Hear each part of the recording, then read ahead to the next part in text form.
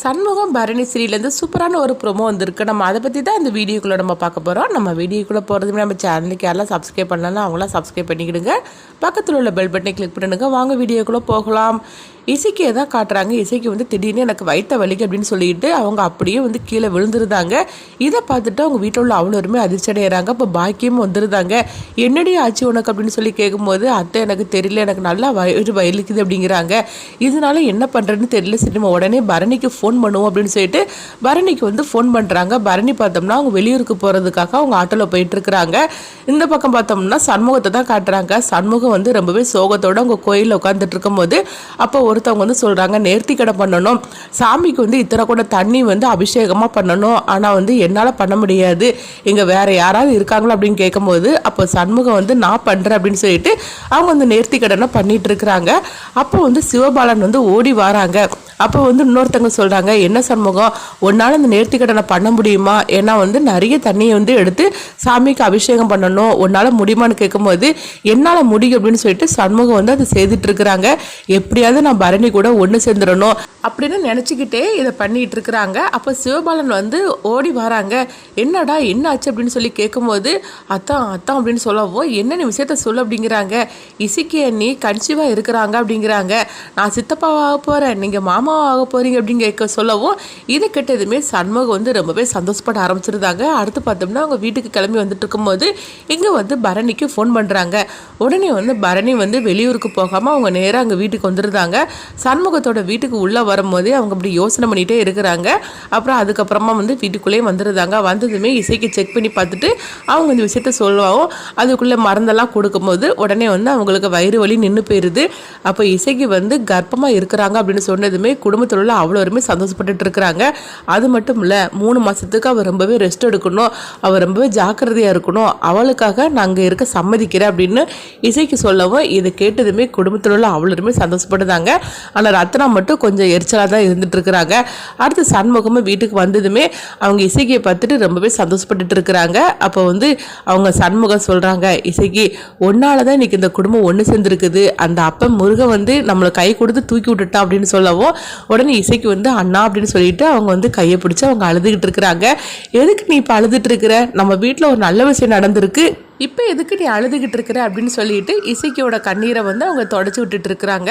அடுத்து வந்து அவங்க பார்க்குறாங்க, பரணியை தான் பார்க்குறாங்க. பரணி வந்து சண்முகத்தை பார்த்ததுமே எதுவுமே பேசாமல் அமைதியாக இருந்துட்டு இருக்கிறாங்க.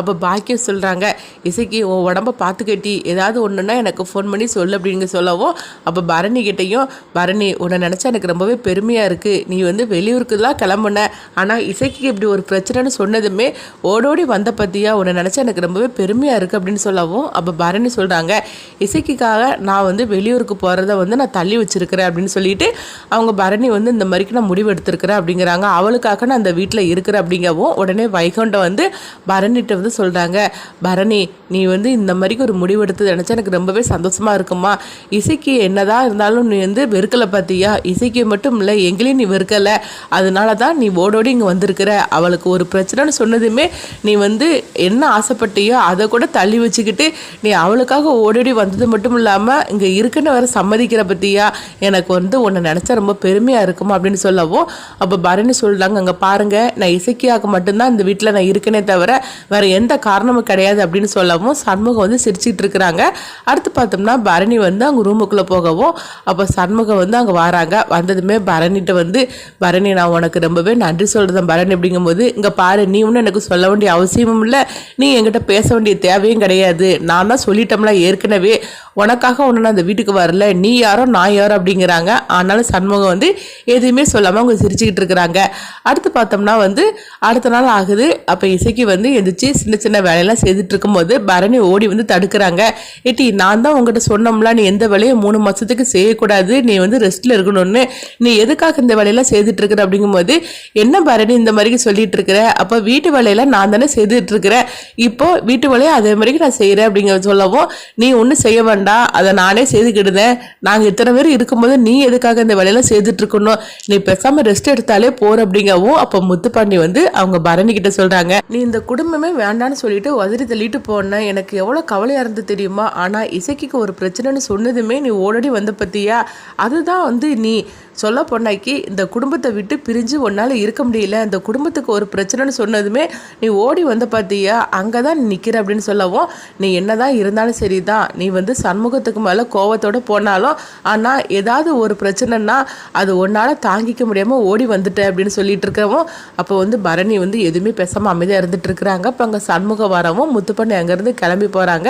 பரணி வந்து சண்முகத்தை பார்த்ததுமே எரிச்சலோடு அங்கே போகும்போது இப்போ சண்முகம் சொல்கிறாங்க, என்ன பரணி உனக்கு என் மேலே என்ன கோபம் இருந்தாலும் சரிதான், நேரடியாக என்கிட்ட திட்டிரு, ஆனால் என்கிட்ட பேசாமல் மட்டும் இருக்காது அப்படிங்கவும், அப்போது வந்து பரணி வந்து உங்ககிட்ட பேசுறது கூட எனக்கு சுத்தமாக எனக்கு பிடிக்கல, சும்மா நீ வந்து என்னை தொந்தரவு பண்ணிகிட்டு இருக்காத, இப்படியே நீ பண்ணிட்டு இருந்தேன்னா அப்புறம் திரும்பவும் நான் வீட்டை விட்டு போக வேண்டியதாக இருக்கும் அப்படின்னு சொல்லிட்டு பரணி வந்து அங்கேருந்து கிளம்பி அவங்க வேலைக்கு போகிறாங்க.